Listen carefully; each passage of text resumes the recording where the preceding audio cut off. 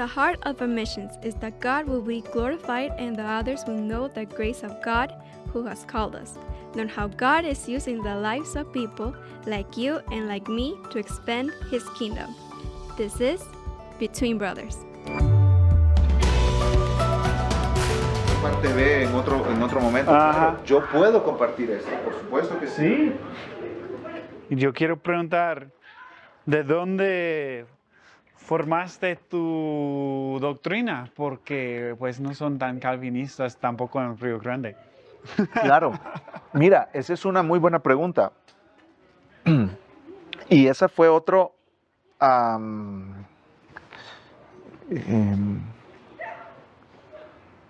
fruto en mi vida de Río Grande. Porque cuando yo llegué, yo sabía decir, my name is Daniel, en inglés. No sabía decir nada más. Nada, cero. Recuerdo que en Honduras mis papás trataron de que nos enseñaran inglés, así, diferentes personas. Y yo toda la clase me la pasaba echando chistes. Es como yo en español, llegué hablando cero a Río Grande. Cero. Entonces, hice un viaje con los embajadores. Oh, sí. Por Estados Unidos y Canadá. Y ahí en Canadá, el hermano Larry y Ruth nos llevaron en Canadá. Y otros hermanos, Dan Antonio y David Loyola, en Estados Unidos, en diferentes partes. Entonces,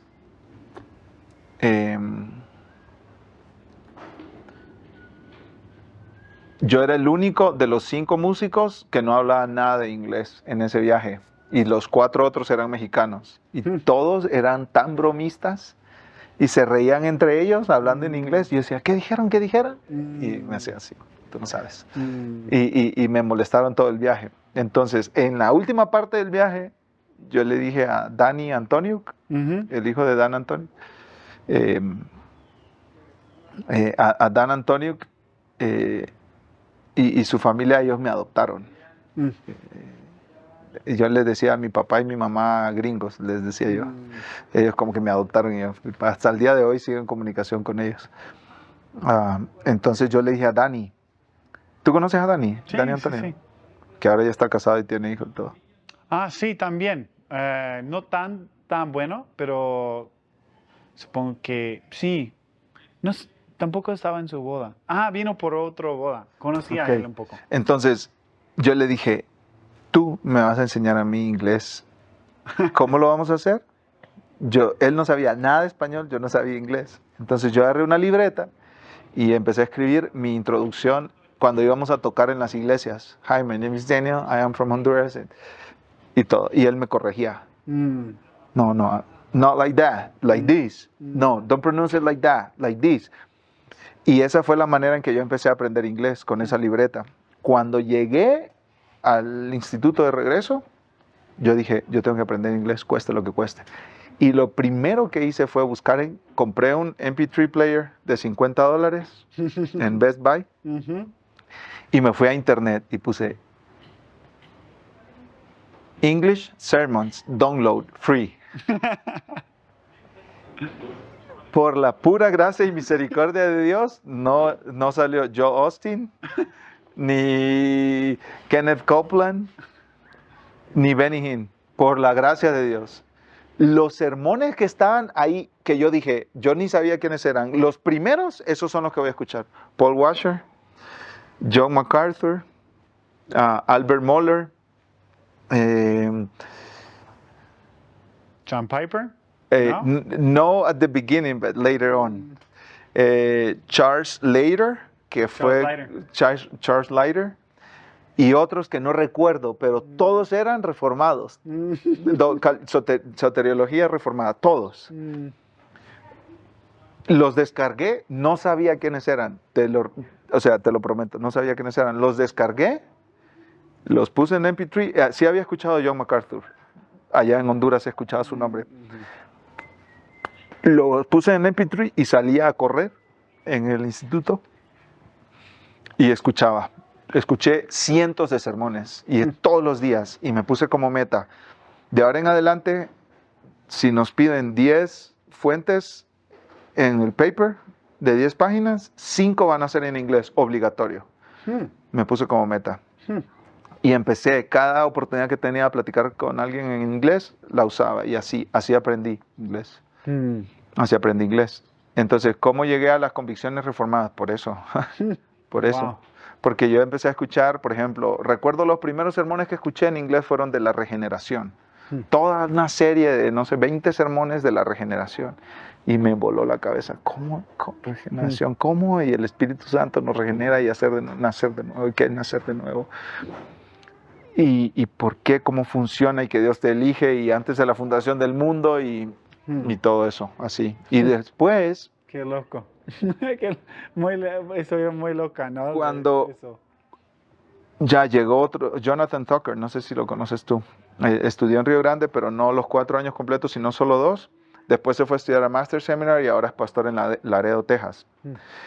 Él fue uno de mis mejores amigos en aquellos años. Y yo le dije, hey Jonathan, Paul Washer va a predicar en una conferencia en Alabama, vámonos. Y un amigo del Valle que tenía un vehículo, dijo, pues vámonos en mi carro, yo quiero ir también. Y dijeron otros 2, un español, no me acuerdo su nombre, y otro, Gabriel de ahí del Valle creo que era también. Nos fuimos los 5 en un carro, 18 horas manejando hasta Alabama. Y por poco y nos matamos porque se durmió Jonathan Tucker manejando y hizo vueltas así el carro. Y nos fuimos a parar enfrente de un bosque, así enfrente de un bosque, y todo el día quemado y todo estaba lleno de polvo, todo estaba horrible porque manejamos toda la noche. Y fuimos a esa conferencia y estaba predicando Paul Washer. Estaba Muscle Shoals, Alabama. Estaba predicando el pastor de esa iglesia, que hasta el día de hoy es pastor Jeff Noblet. Y estaba predicando un hermano en silla de ruedas, que me acuerdo que predicó de Jonás de Nínive. Y hasta me acuerdo que estaba en silla de ruedas y para hacer énfasis movía su silla. Y dice, y me acuerdo una broma que hizo que... ¿por qué los de Nínive eran 120,000 que no podían diferenciar entre su mano izquierda? Y ese, todos eran arminianos, dice. Entonces, pero el que más me impactó que predicó ahí fue Buddy Buckham. Oh, wow. Un sermón sobre el quebrantamiento, brother. Todavía está en redes sociales ese sermón. Yo me acuerdo que ese hombre terminó de predicar y se bajó. Y pasamos como 100 gentes que estábamos en la conferencia de rodillas ahí, pidiendo perdón al Señor. Wow. Será una conmoción ahí y gente clamando al Señor por su... Pues, eso es inolvidable. Entonces empecé a escuchar más Buddy Buckham y así fue como yo llegué a esas convicciones.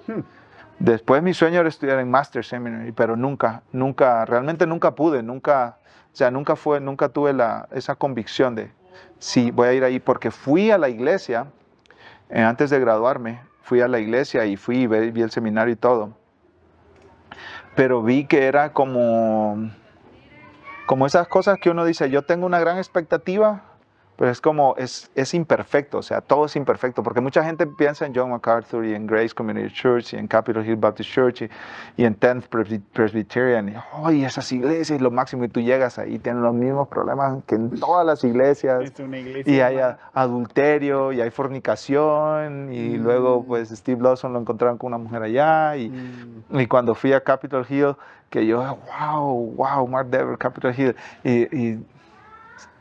y estaban en un caso de disciplina eclesiástica de una miembro de la iglesia que había cometido fraude por millones de dólares y estaban en el proceso de disciplina de esa señora que decía que era creyente y llorando ahí los pastores y todo. Y entonces yo digo, pues sí, bienvenido al mundo real. Sí. Esa imagen de John MacArthur predicando, sí, qué bonito, pero si tú te vas y te metes a esa iglesia es igual de imperfecta que cualquier otra iglesia. Y eso me hizo como bajar mi expectativa y ponerme a servir al Señor como sea que Él me llamara. Pero sí, esa parte del quebrantamiento. Honestamente, cuando yo llegué a Tampa, Florida, era una iglesia que hacía 2 años se había formado de una división de otra iglesia. Se salieron enojados y todos formaron una iglesia ahí. Y ya habían venido como no sé cuántos, 10, 12 pastores a entrevistarse y a predicar para ver si tomaban la posición. Oh, wow. Y ninguno había querido, porque como con experiencia, ¿no? Con más experiencia, todos habían dicho, aquí hay algo malo. Aquí hay algo malo, aquí no funciona. Los pastores no Los quedaron. pastores no querían. Oh, Los pastores, y los pastores, hermanos de mucha confianza, con Claudio y conmigo, nos dijeron, cuando nosotros salimos ya de esa iglesia, nos dijeron, es que nosotros no les dijimos porque los vimos muy jóvenes, pero como 10 o 12 pastores quisieron venir y ninguno se quiso quedar porque todos dijeron, hay algo mal aquí entre ustedes. No. Pero como yo estaba joven y quería grandeza, yo pensaba que era, te lo digo, Billy, honestamente, yo pensaba que yo era Mark Dever 2.0. No, Capaz- Mark Dever hispano, Capaz de arreglar cualquier Correcto, situación. capaz de reformar Wow, esa iglesia. wow. Y yo te lo digo, si yo hubiera llegado con la convicción de amar a esa gente hasta la muerte y servirlos con todo lo que era y ser paciente con ellos, yo todavía estuviera ahí. Wow. Y si hubieran ido, los impíos se hubieran ido. Mm, Pero esa no era mi motivación. Mi Mm. motivación era ser alguien grande, mm, reconocido. mm. Yo me acuerdo cuando yo fui a la primera Shepherds Conference, yo he ido a 2 Shepherds Conference, la primera Shepherds Conference que yo fui, yo me acuerdo todavía, y estaba sentado Billy ahí, y yo estaba mirando a quién estaba predicando, no me acuerdo quién era, Albert Moller, no me acuerdo quién era. Y sentí una rabia, una ira. Yo debo estar ahí. Wow. Y como este deseo de que 3.500 personas, 4.000 personas estén todos callados escuchándome a mí. Wow. Yo sentí eso en mi corazón. Pero no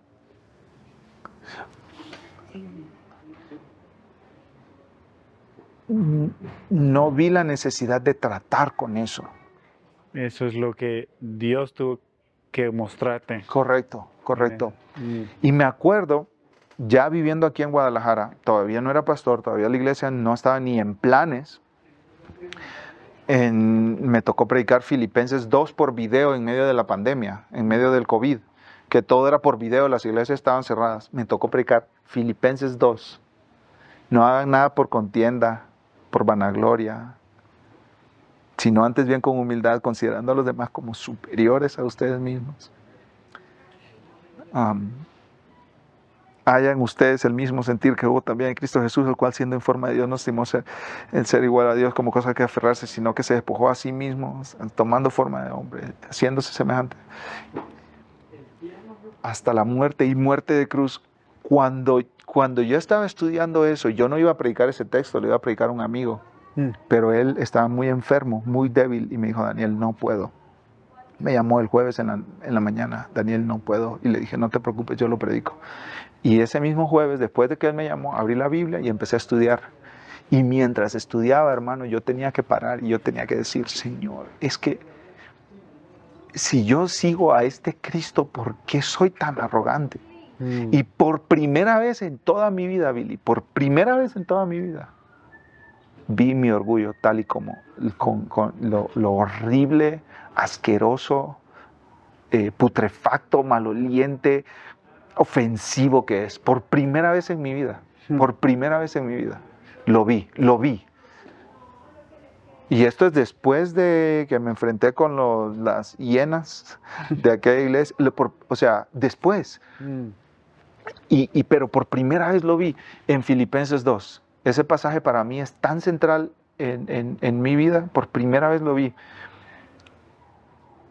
Y yo me acuerdo que yo, cada hora o cada 2 horas que yo estaba preparando el sermón, tenía que parar simplemente a pedir perdón a Dios. Wow. Perdón, Señor. Wow. Y eso es aquí En Guadalajara, sí, recién llegados, un par de meses después de que llegamos. Y ese cambio que Dios te mostró, ese proceso. ¿Cómo crees que te preparó, te cambió tu forma de iniciar esa iglesia? De mil maneras, porque la motivación ya no es, ni ha sido desde el inicio ser alguien grande. Es como iniciar con 2 familias o 3 era suficiente, lo que Dios tenía suficiente. Y es como, yo he orado, Señor, que ya no siga viniendo gente, por favor. Cuando antes era como, quiero más gente, no importa que sean impíos, perdidos, que vengan aquí con malas motivaciones, que vengan aquí a hacer maldades, desastres, no importa, con tal que crezca esta iglesia. Y pues sí, yo trataba de predicar fielmente al Señor, trataba de pues predicar el Evangelio y todo, pero la motivación profunda, la raíz de todo, y este fruto venía de la raíz del deseo de admiración, popularidad, fama, relevancia, admiración. Entonces, cuando Dios trató conmigo, cambió, Billy, no solo mi ministerio, mi relación con mi esposa, mi relación con mis hijos. Yo grabé el sermón, ¿cierto? Porque estaba enfrente de una cámara, prediqué el sermón. Te digo, yo no sabía cómo iba a terminar ese sermón, porque yo estaba tan quebrantado que pasé llorando jueves, viernes y sábado mientras preparaba ese sermón. Yo no sé cómo lo grabé. Yo estaba con un nudo aquí porque yo lo que quería era salir corriendo a ponerme de rodillas a orar, clamar por el perdón del Señor por mi orgullo. Eso era lo que yo quería hacer. Luego, el domingo, en la sala del departamento donde vivíamos, viendo en la pantalla, Billy, el sermón que yo había predicado, yo estaba quebrantado, como si yo no hubiera preparado ese sermón ni grabado ese sermón, sino que alguien más lo estaba predicando para mí. Apagué la pantalla, terminó el sermón y yo le dije a mi esposa, tengo que ir con Dios. Wow. Ese domingo le pedí perdón a ella, le pedí perdón a mis 2 hijos, 2 teníamos para ese momento. Perdóneme, he sido el hombre más orgulloso del mundo y me fui a meter al cuarto, estuve horas ahí con el Señor, orando, wow. Y todavía tengo esas oraciones escritas. Wow. Y pidiendo al Señor por cosas específicas, como fui orgulloso con mi hermana aquí, con este hermano de la iglesia aquí, con esta situación en la iglesia allá, con mi padre aquí, con mi hermano allá, con mi esposa aquí, con mis hijos acá. En todas mis interacciones estaba como una hiedra venenosa agarrada de todas mis interacciones. Y eso es lo que pasa, que yo decía,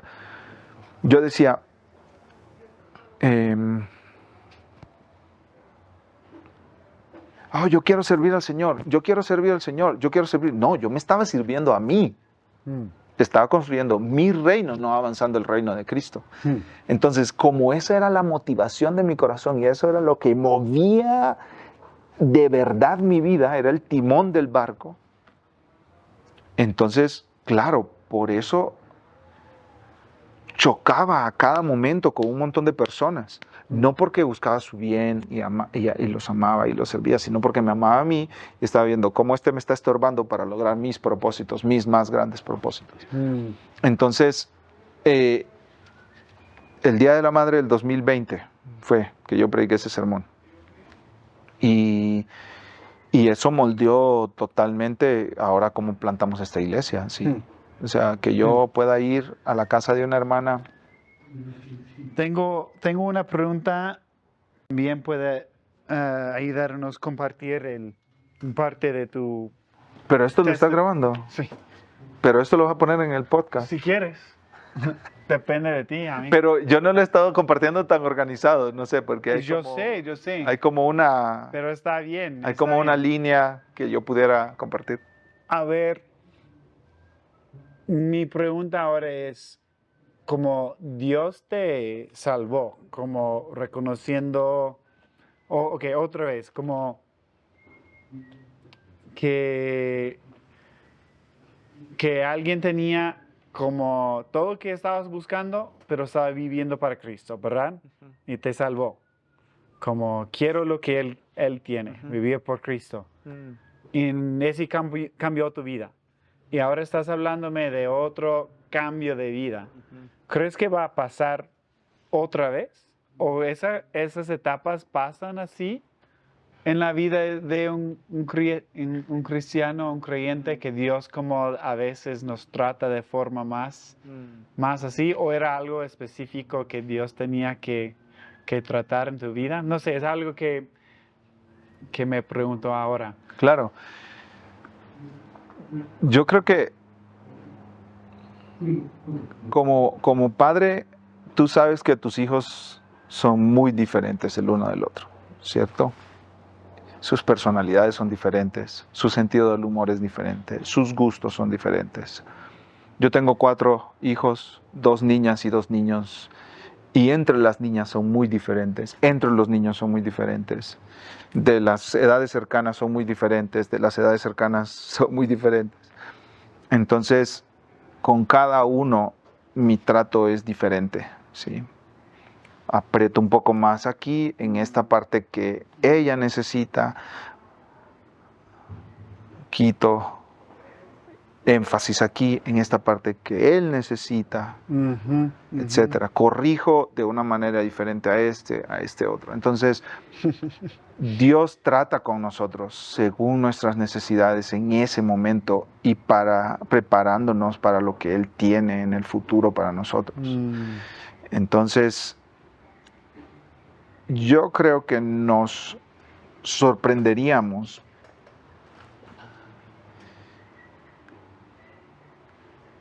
tanto por ver con claridad lo mucho que nos falta en ser como Cristo. O sea, a veces pensamos que nos falta para ser como Cristo, pero nos sorprenderíamos muchísimo en ver cuánto nos falta para ser como Cristo. Sí. Estamos mucho más lejos de lo que pensamos. Entonces, y eso es, yo creo, en todos los creyentes. Pero si Dios nos quiere usar en una capacidad a futuro, tiene que tratar con ciertas cosas en nosotros. Y esos tratos con nosotros son a veces paulatinos y durante tiempo, y uno se va dando cuenta de ciertas cosas, pero a veces son radicales y te da un giro en tu manera de ver la vida, el ministerio, la familia, el matrimonio, los hijos, el dinero, las relaciones, los amigos, los estudios, los libros, la teología, la doctrina, etc. Sí. Es una buena ilustración de lo de los hijos, como mi hijo puede decir, quiero ser grande ahora mismo quiero ser como una policía o de un bombero o lo que sea, como, ok, pues hay todas estas cosas que tienes que aprender y tratar y crecer.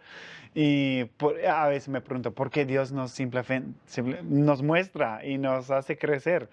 Pero no, nos falta mucho, ¿no? ¿Sabes la respuesta que yo he dado para esa pregunta? Porque sí me la he hecho. O sea, las áreas que yo alcanzo a ver que necesito crecer y necesito santificar en mi vida por el poder del Espíritu Santo, yo digo, ¿por qué Dios no me cambia y ya? Sí. Sí, y una respuesta a la que yo he llegado es eso mismo, que me hace depender de Él. O sea, si yo no tuviera ninguna cosa que cambiar, si yo no tuviera ninguna cosa que crecer, en que depender del Señor, pues no lo necesito a Él. No, me valgo por mí mismo. Entonces, las debilidades en mí,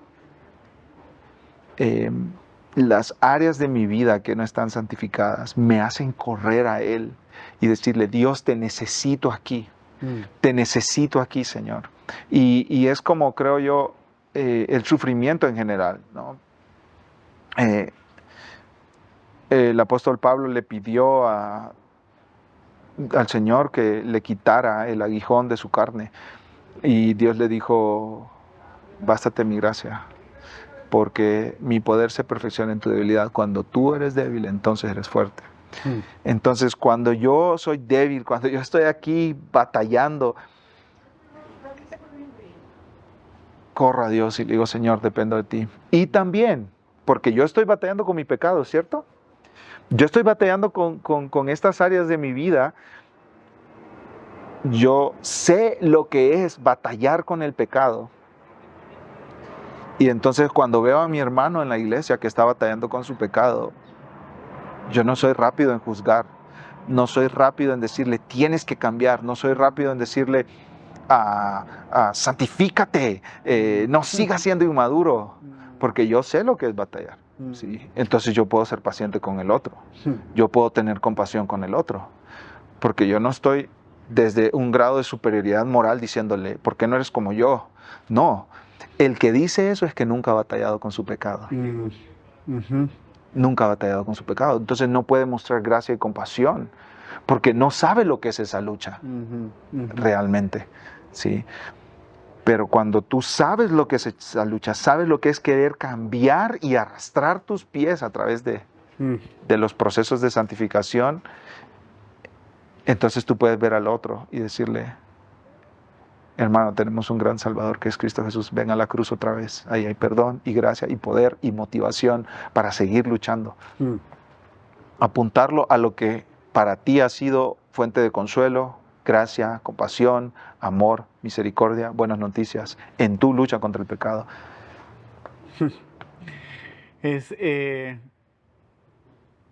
Pues esa ha sido como el parte B, pero solo es en español. Tuvimos parte A en inglés y parte B en español. A ver, ¿cómo resuelvo eso? Porque ya escucho que están preparando la cena, quizás en un rato, no sé. Sí, Quizá. Bueno, lo que yo haría, tú puedes hacer lo que quieras, ¿no? Pero lo que yo haría para darle un poco de orden es grabar la parte 1 en español. Yo creo que sí tenemos tiempo porque la cena es a las 7. Grabar la parte 1 en español, quizá yo pueda hacer un poco más corto mis respuestas y grabar la parte B en inglés, la parte 2 en inglés, más adelante quizás hasta por, no sé, por video. Sí, por video, por Zoom se puede también, si no lo alcanzamos Claro, ahora. y quizá grabar la parte 2 en español de una manera más ordenada. No sé, Que ha qui-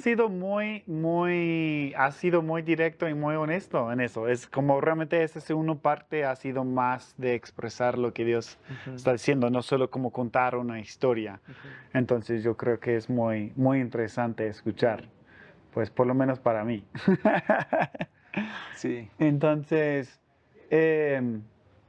¿quieres iniciar del inicio entonces? Entonces, tu nombre completo. ¿Y de dónde eres? Hey, this story is for you and also for others, so share with your friends. My name is Jennifer Rodriguez, I'm from El Salvador, and this is Between Brothers. Bueno, mi nombre es José Daniel Puerto Argueta. Yo soy de Honduras, nacido en Guatemala originalmente, pero de padres hondureños y criado en Honduras desde los 2 años. Y la pregunta es, como ya lo hemos hablado y todo en inglés, yo sé, pero me encanta escucharlo de nuevo. ¿Cómo would you divide? ¿Cómo divides tu vida, tu línea de tiempo en 3, si tuviste que dividirlo así? Sí, bueno, la primera es mi crianza al sur de Honduras, en una ciudad llamada Choluteca, muy caliente, muy desértica, yo diría, o es lo que recuerdo de niño. Mi padre es pastor, así que nací en un hogar cristiano y asistiendo a la iglesia desde antes de nacer. Y después nos mudamos al centro del país, a Ciguatepeque, y ahí vivimos varios años. Luego yo decidí mudarme a la capital de Honduras, Tegucigalpa, para estudiar arquitectura. Y esta primera parte, primera sección de las 3 divisiones que me dijiste, esta primera parte, esta primera sección, yo diría que la cúspide sucedió ahí mientras yo estudiaba arquitectura, porque ahí fue donde Dios me salvó. Aunque crecí en un hogar creyente, aunque hice profesión de fe, donde Dios me salvó fue en la capital de Honduras. Yo por costumbre fui a una iglesia donde iba mi hermano. Una pregunta, Sí, sí. perdón por interrumpir, pero ¿pensabas que eras un creyente? Sí, ¿O sabías? por supuesto. No, yo Ok. pensaba que era un Ok, creyente. ok. Si tú me preguntabas, Daniel, ¿qué va a pasar después de morir para Daniel Puerto? Yo le decía, yo voy a estar en el cielo. ¿Por qué? Porque yo hice la oración del pecador cuando tenía 5 Ok, años. ok. Sí, cuando tenía 5 años yo hice la oración del pecador. Pero en esa iglesia, donde Correcto. fuiste, Por costumbre, ¿qué se hace en los domingos? Ir a la iglesia. Fui a esa iglesia, conocí a un amigo, conocí a alguien que ahora es mi amigo, Franklin Sorto, y esa primera vez que yo llegué, él me saludó, ni me preguntó mi nombre, solo me dio un paquetito de 16 libritos de cosas básicas de la fe cristiana, ¿sí? ¿Qué es la fe? ¿Qué es el arrepentimiento? ¿Por qué ir a la iglesia? ¿Por qué estudiar la Biblia? ¿Por qué orar? ¿Qué es la oración? ¿Qué es ofrendar? ¿Por qué ofrendar? Me dio ese paquetito y me dijo, estudiate el primero, te veo el jueves en mi oficina. Empecé a ver eso y yo le dije, esto yo ya me lo sé, yo te lo pudiera enseñar a ti. Y él me dijo, no, esa no fue mi pregunta. Solo quiero que llegues el jueves preparado con todos los espacios llenos de la lección 1 a mi oficina, solo que yo tengo una regla. Antes de estudiar la Biblia hay que comer. Te invito a cenar y después nos vamos a estudiar la Biblia. ¿Qué te parece? Y pues sí, un estudiante universitario pobre no ha rechazado una invitación a comer. Fui a comer y empecé a ver en él que él tenía dinero,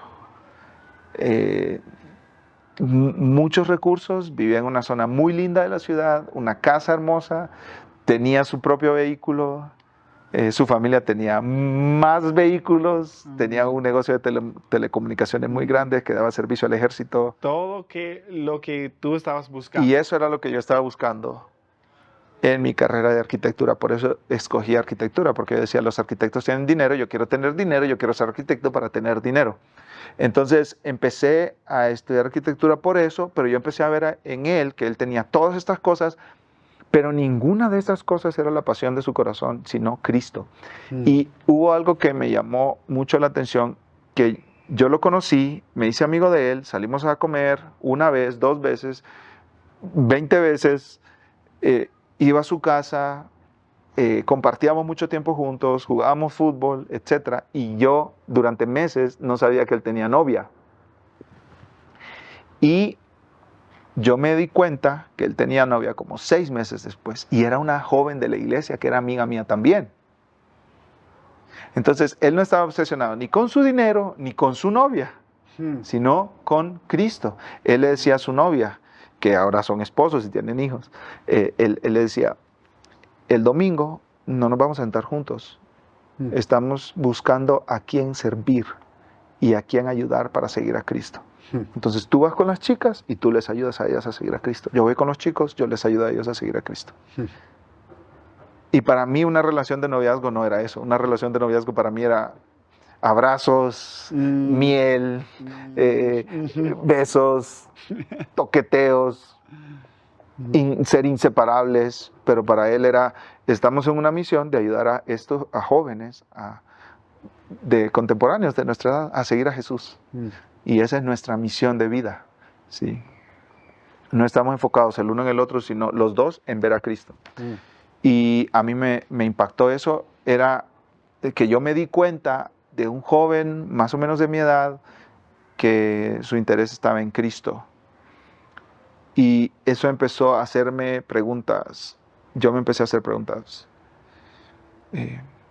¿Por qué quiero lo que quiero? ¿Qué estoy buscando de la vida? ¿Por qué estoy buscando esto? Y también otro joven, Marlon Padilla, estaba estudiando la Biblia con mi hermano. Y llegó a casa una vez, él y yo nos quedamos hablando hasta como las 4 de la mañana y él me preguntó, Daniel, ¿cómo oras? Yo estaba, Estaban haciendo ¿qué estaban haciendo en esa como quedándose hasta las 4 de la mañana? Él llegó a casa para estudiar la Biblia con mi hermano. Ok.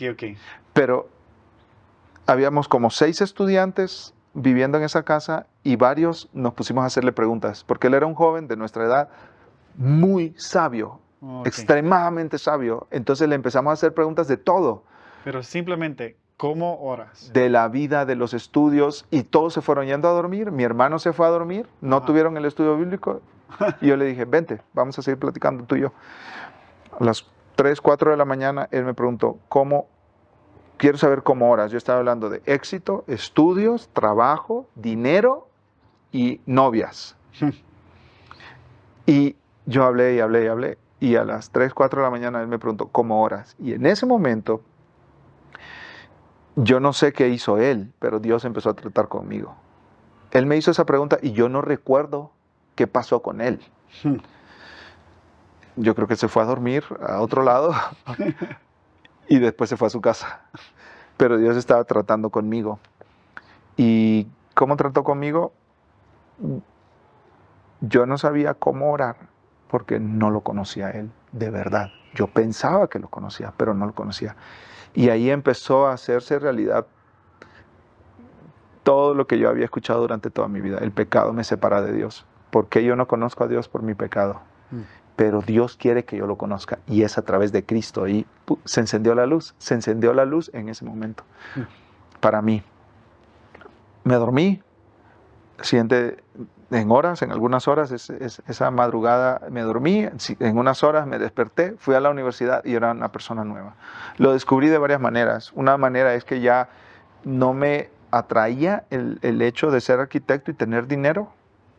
Mi corazón había cambiado. Es como quería hablar de Jesús con todas las personas que me encontraba. En el bus que me llevaba a la universidad, quería hablar de Jesús con todos ellos. Quería hablar de Jesús con mis compañeros, quería hablar de Jesús con los niños en la iglesia, quería hablar de Jesús con los niños en los barrios, quería hablar de Jesús con todas las personas que se me cruzaran enfrente. Lo otro era que anhelaba honrar a Dios con mi vida en relación con las mujeres, ¿sí? Entonces, lo que antes para mí era como en un sentido, como con quién voy a estar de novio o con quién voy a estar en una relación o con quién pues voy a entrar en una relación de noviazgo y ver a las mujeres casi como objetos no como personas creadas a la imagen de Dios a quien honrar y servir, sino cómo estas personas me van a servir a mí. Empecé a ver a las mujeres con respeto y con honor, ¿sí?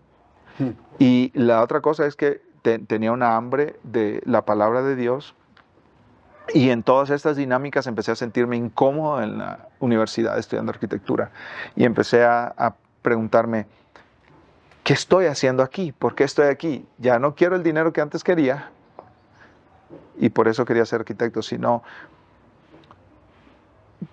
quiero a Dios y quiero a Cristo y quiero servirlo y quiero aprender de Él todo lo que pueda. Y contándole a mi padre esto, ahí empezaría la segunda parte, la segunda sección de mi vida, que es, papá, ayúdame, yo ya no siento que pertenezco a la universidad donde estoy estudiando, ¿qué hago? Y él me dijo, sería bueno que consideraras ir a estudiar la Biblia en algún lugar, en algún instituto. Qué bueno que él estaba a favor de eso, ¿no? De como muchos tienen una historia similar, pero sus papás insisten, no, tienen que terminar la carrera o tienen que quedarse en la universidad o algo así, ¿no? Pero sí, entonces, ¿él te ayudó a buscar un lugar? Consideramos varios lugares, pero un día mi mamá llegó con una revista que era muy distribuida entre los pastores en Centroamérica en ese tiempo. Esa revista se llamaba Apuntes Pastorales y tenía una barra de información de Río Grande, del Instituto Bíblico Río Grande.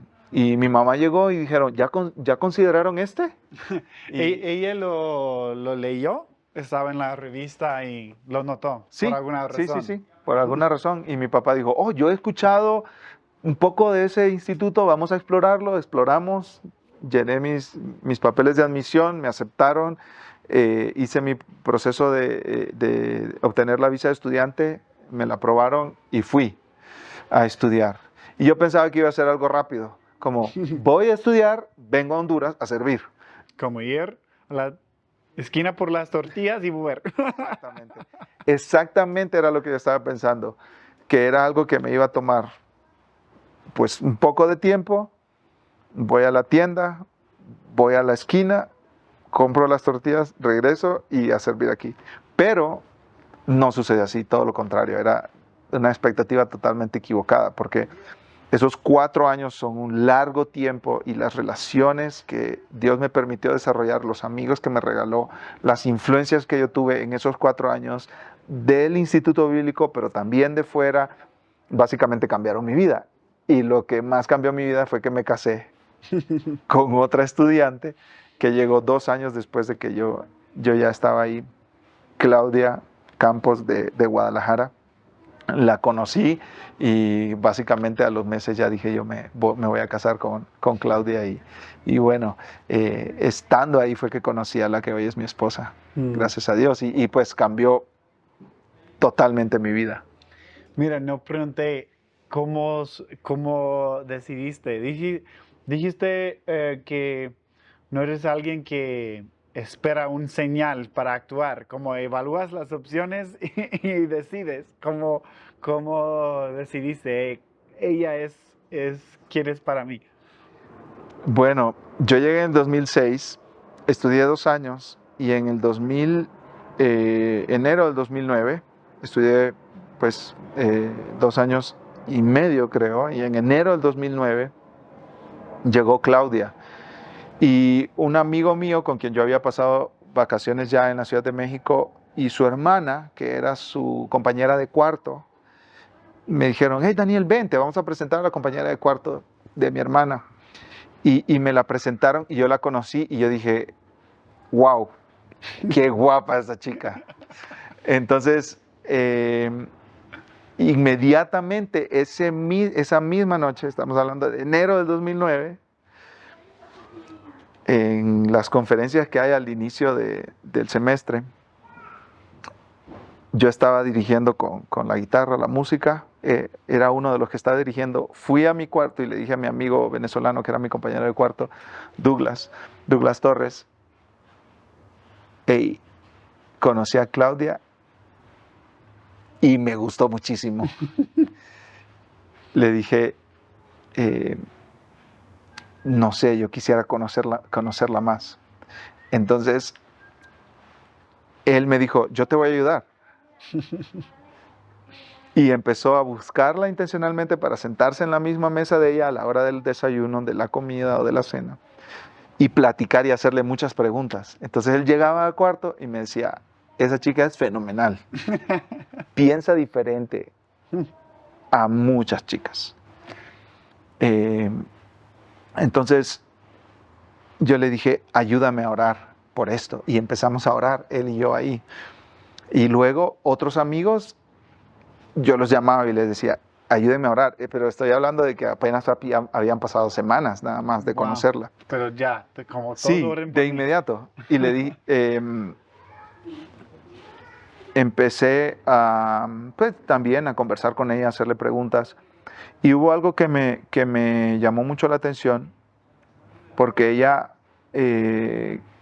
con mucha vulnerabilidad, le dijo a varias personas, estudiantes, yo tengo muy poca ayuda económica y muy pocos recursos.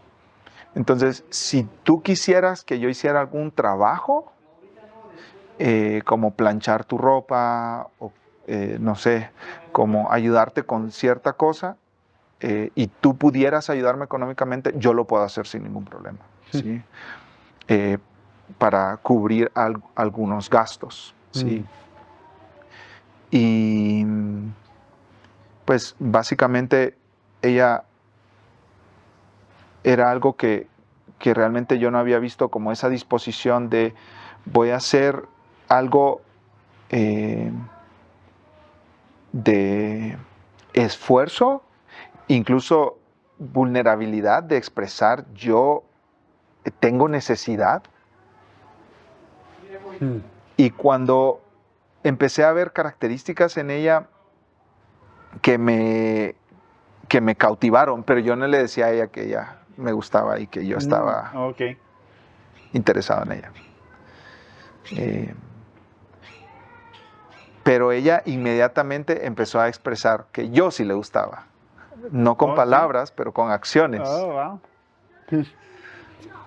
Entonces, hablé con mi padre y mi padre me dijo, yo voy a orar por ti, Dios te va a dirigir. Luego hablé con el decano me dijo, yo voy a orar por ti, Dios te va a dirigir. Y luego dije, yo tengo que hablar con su papá. Wow, pues son los pasos correctos, ¿no? ¿Quién era el decano en ese tiempo? David Loyola. Y hablé con su papá y él no creía que yo no había hablado con ella antes de hablar con él. Oh, wow. ¿Tú no hablaste con ella? No.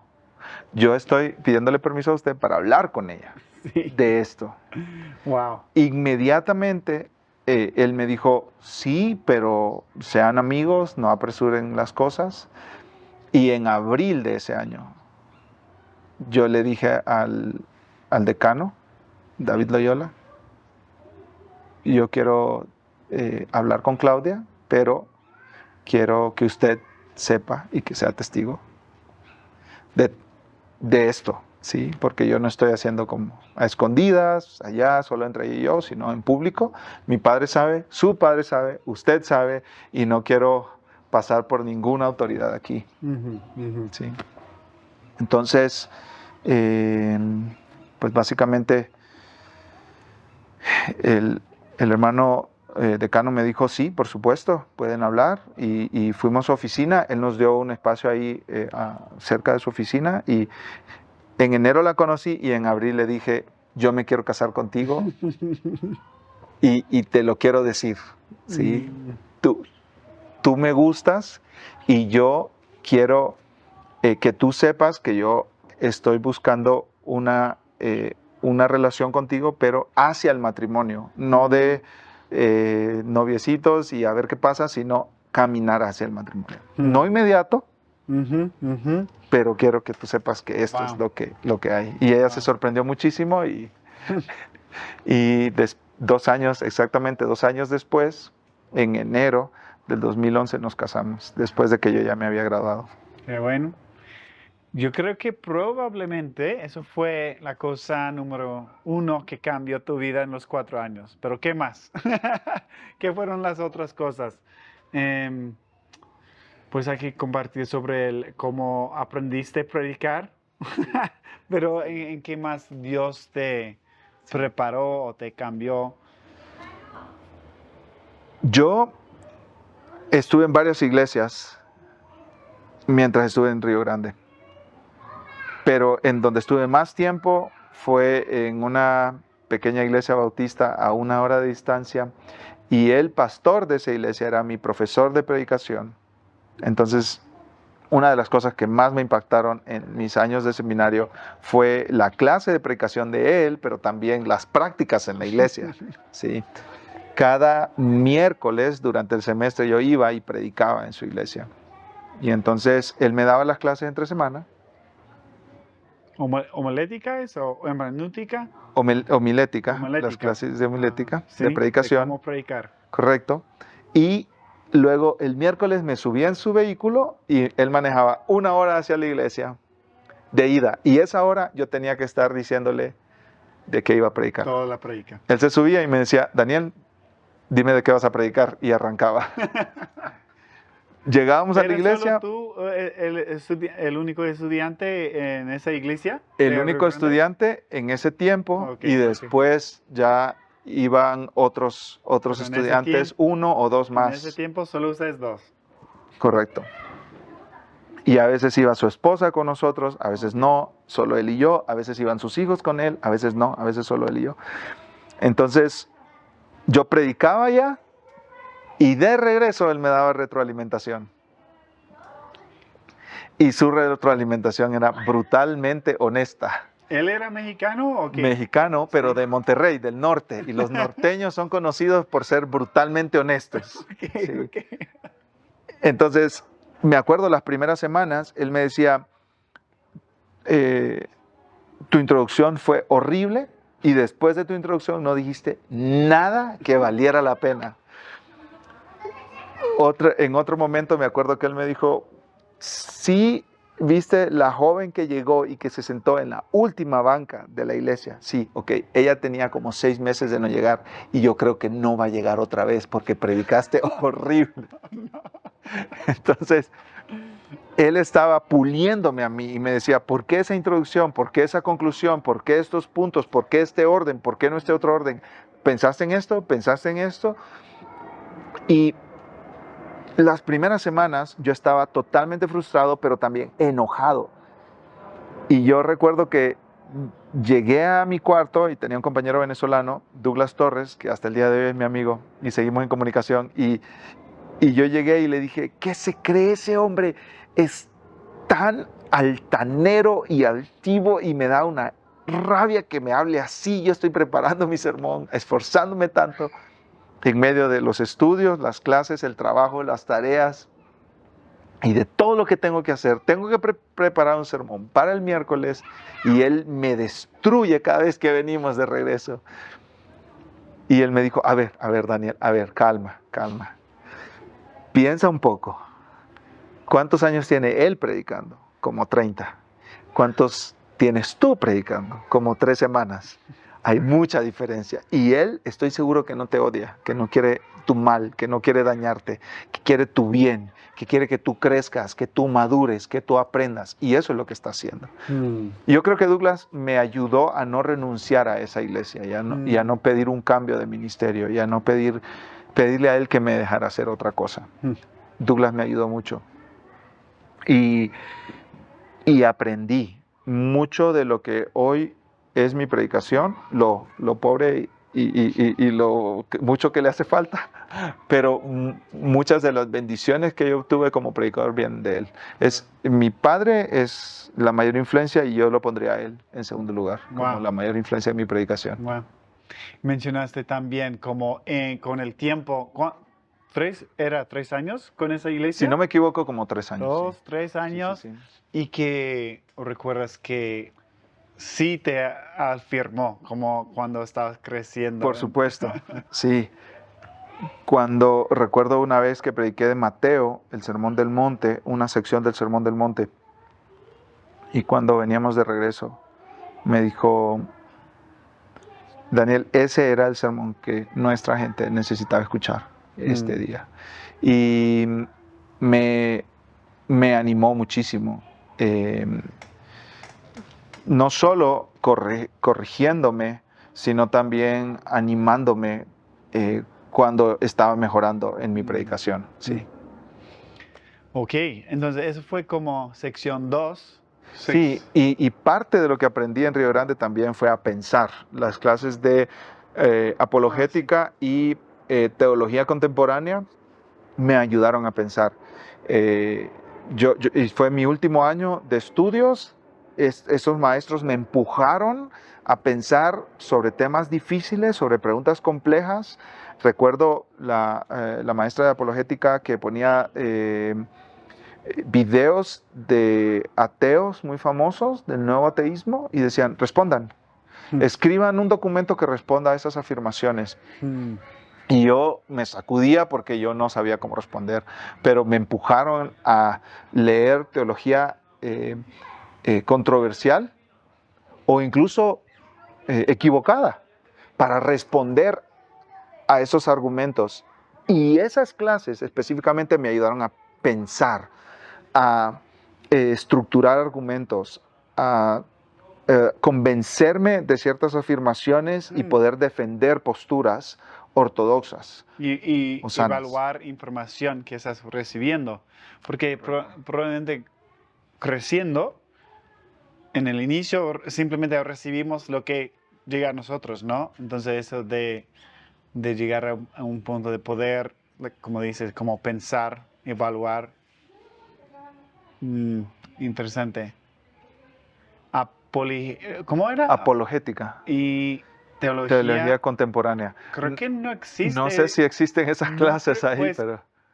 Teología contemporánea. No creo que existe esta clase ahora. No sé, quizás tiene otro nombre.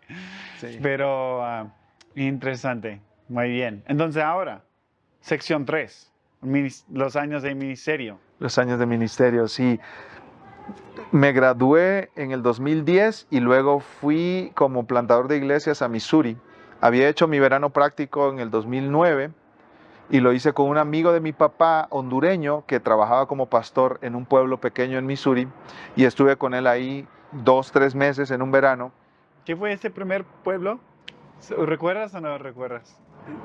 Era al sur de Missouri, realmente no me acuerdo el nombre de ese pueblo. Está bien. Estaba cerca de uno que se llamaba Verona, Missouri.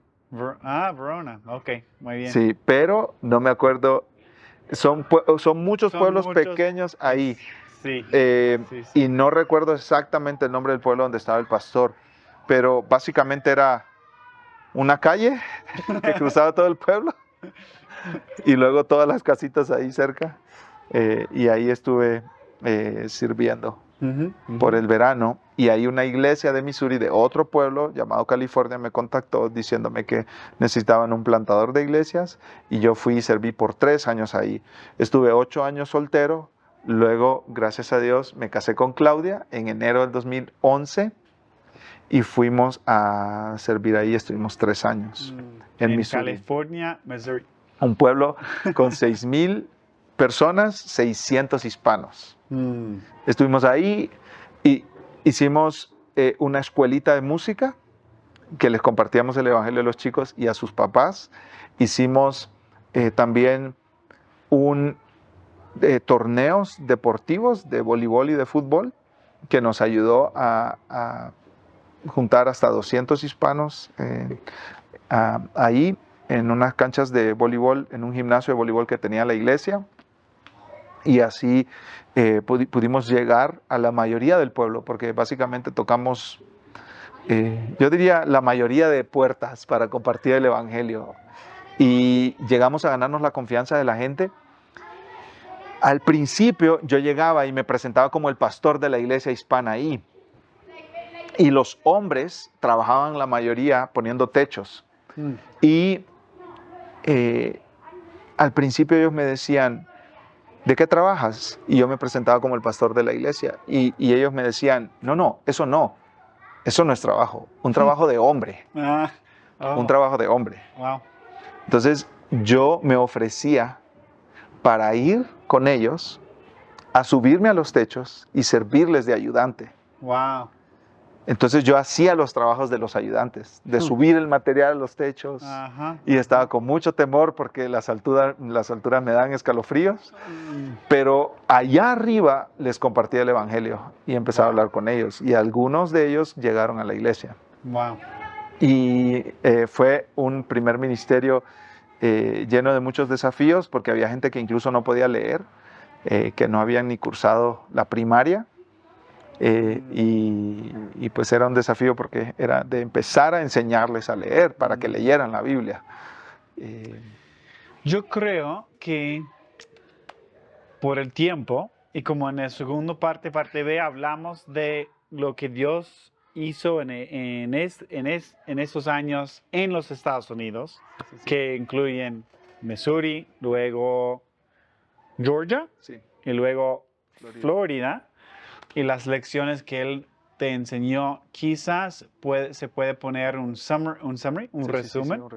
Y hablar de lo que, pues, supongo que sería lo mejor, ¿no? Y hablar de lo que Dios está haciendo ahora mismo, lo que ha hecho en México.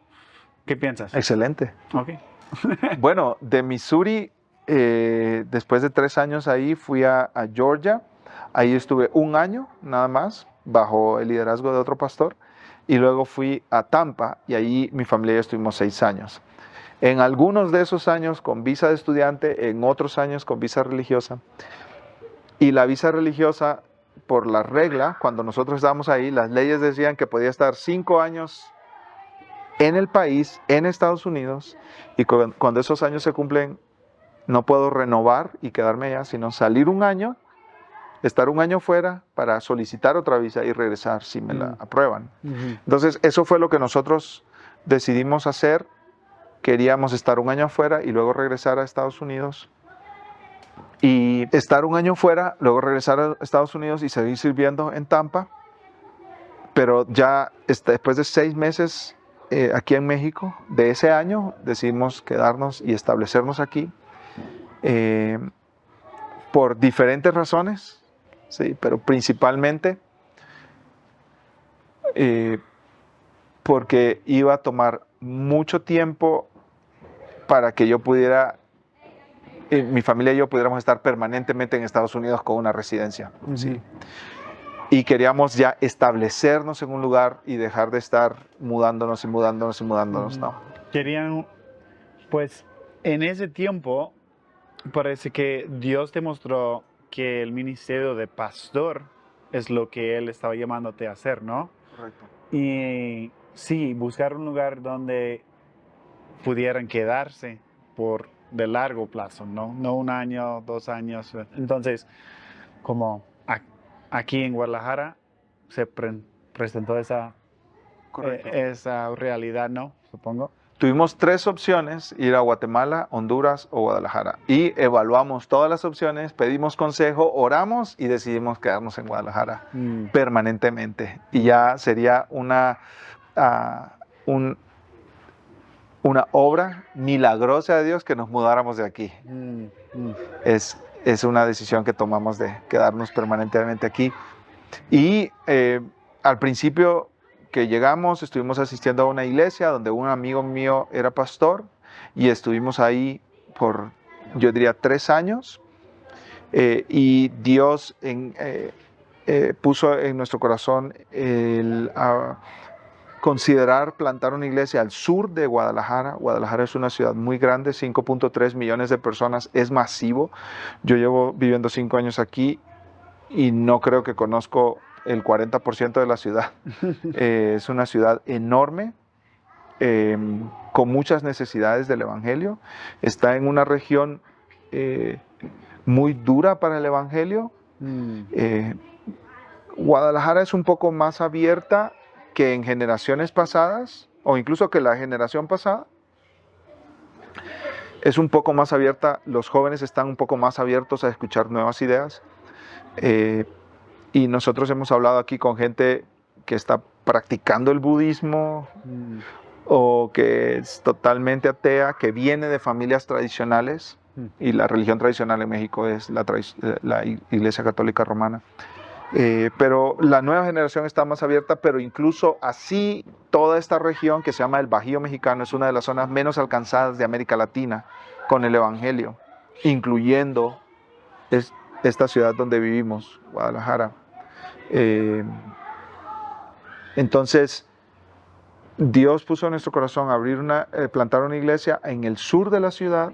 Nuestra iglesia donde asistíamos estaba al norte de la ciudad. Empezamos a hablar con los pastores, platicamos con otros pastores de la ciudad y con amigos de otras ciudades, como de Texas, de la iglesia Redeemer.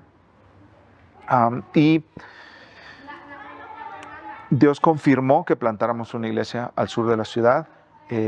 Al principio de los planes, de la oración, de pedir consejo, invité a un hermano, Roberto Mieres, que es cubano, que vino a estudiar ingeniería aquí en Guadalajara, una ingeniería, y ya se estableció aquí con su familia. Y nuestra idea era, él y su familia, yo y mi familia, en una sala de una casa o de un departamento, empezar la iglesia. Esa era la idea. Pero cuando empezamos a hablar, nos juntábamos en un parque y mientras nuestros hijos jugaban, nosotros estábamos leyendo libros de plantación de iglesias y estábamos orando y estábamos soñando con plantar una iglesia. Y él pedía oración a otros amigos. Estamos pensando plantar una iglesia, ora por nosotros, por favor. Y amigos de él y amigos míos empezaron a preguntar, ¿hay oportunidad para que nosotros nos juntemos a ese esfuerzo? ¿Hay oportunidad para que nosotros sirvamos en ese esfuerzo? Y bueno, al final se juntó un grupo de 14 adultos y nuestros hijos. Y ese fue el grupo plantador. Durante 1 año y medio nos entrenamos en eclesiología, teología, doctrina, en qué creemos, cuáles son los fundamentos de esta iglesia, los valores de esta iglesia, los principios que van a dirigir esta iglesia. Oramos, levantamos fondos, apoyo y pusimos fecha para comenzar la iglesia el 1 de octubre del 2023.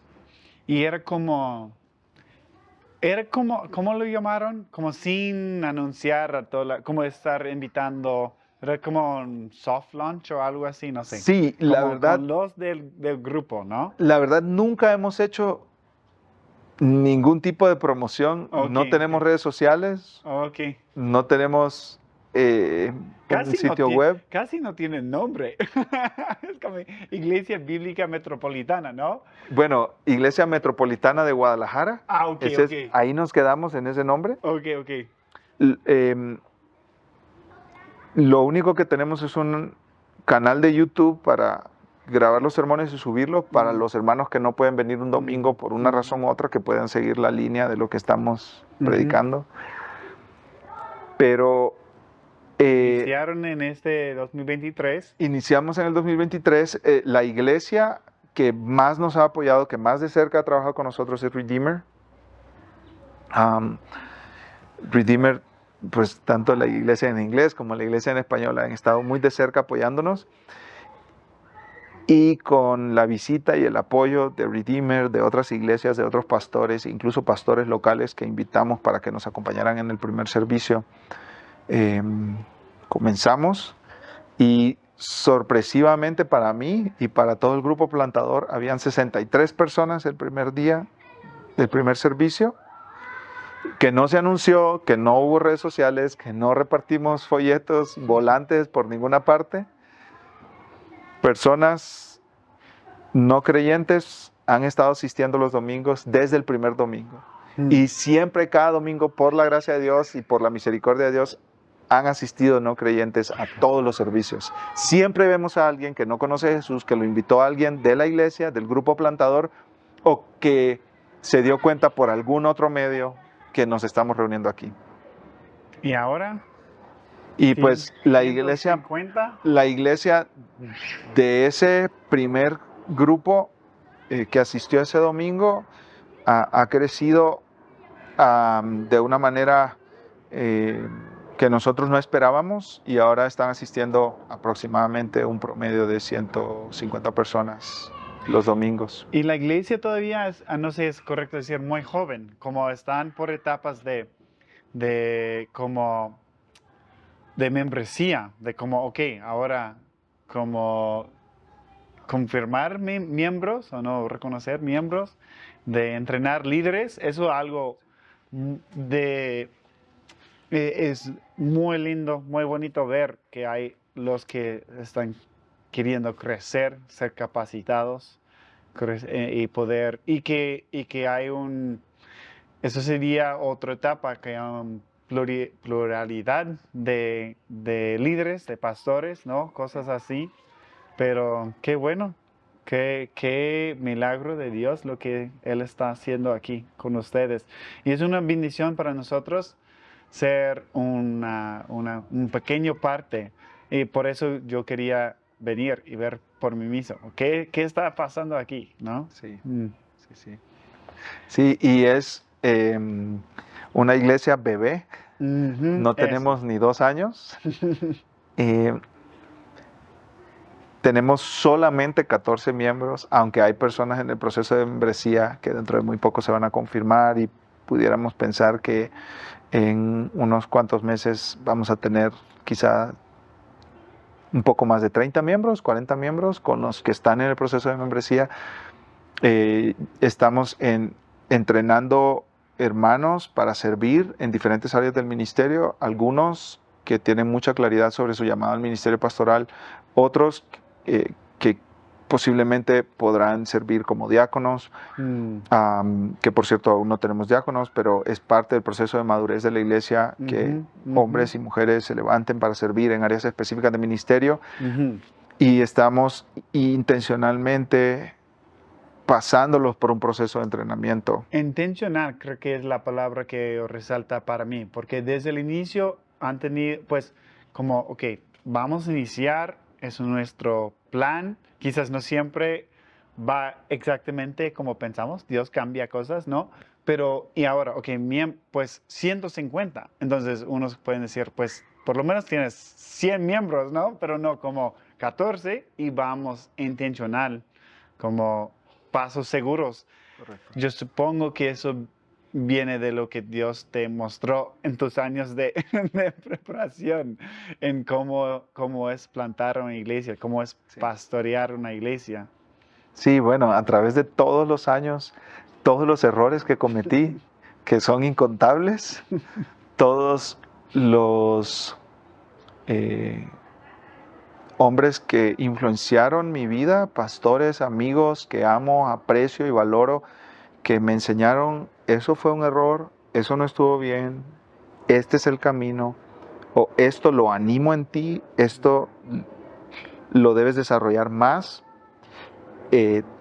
Todo el tiempo, desde que me gradué del instituto hasta que plantamos esta iglesia, fue un tiempo de entrenamiento. Yo pienso hoy, viendo hacia atrás, que sin yo saberlo, Dios me estaba preparando para plantar esta iglesia con este grupo de hermanos tan valiosos, que son un tesoro de apoyo para la iglesia que estamos sirviendo. Y no es algo, yo planté esta iglesia, yo realmente, sin estas familias y sin estos hermanos, esto no se pudiera hacer. Sin Redeemer, esto no se pudiera hacer. Sin la Iglesia Bautista Palabra de Vida en Florida, sin la Iglesia Comunidad Bíblica en Florida, sin la Iglesia The Grove en Florida, sin la Iglesia Providence Road Church en Miami, sin la Iglesia Grace Bible en Hutchinson, Kansas, sin las iglesias que han apoyado este ministerio aquí en Guadalajara, iglesias de pastores que me han animado, que han animado a otros hermanos a unirse a este esfuerzo. Sin todo eso, nada fuera posible. Pero también lo que tú dices, ser intencional, claro, la experiencia de plantar otras iglesias me ha enseñado qué no hacer, cómo no hacerlo y qué hacerlo, cuál es la dirección que nosotros debemos de llevar para plantar las iglesias de la mejor manera posible. No solo poner 4 sillas y empezar a cantar, sino cómo nos preparamos en eclesiología, en teología, cómo nos ponemos de acuerdo entre los miembros de la iglesia, cómo resolvemos conflictos entre el grupo plantador, porque eso nos ha sucedido. Sí, hemos tenido conflictos. Va a pasar. Siempre va a y pasar. Dios nos ha afilado a través de esas diferencias y esos conflictos, y hemos salido mejores amigos y más con relaciones más profundas por la gracia de Dios. Qué bueno. Sí, gracias a Dios. Gracias, amigo, por compartir. Ha sido una bendición. Yo creo que tenemos que terminar ahí oficialmente. Tengo bastante más preguntas. Pero gracias. Podemos continuar la conversación en otro momento, sí. Sí, bien. Gracias. This podcast is a part of Rio Grande Bible Ministries. If you want to learn more about the Bible College, that's in Spanish, the language school to learn Spanish, the radio station, or Bibleville, or any of the other ministries of Rio Grande, find us at riogrande.edu. That's our website, riogrande.edu. And if you want to interact with the podcast, if you want to ask questions, give us feedback, you can find us on Facebook, Instagram, and YouTube, searching for Entre Hermanos. Make sure to add Rio Grande to your search, and we will be the first ones to show up. Thank you for listening to our podcast, Entre Hermanos, which means Between Brothers.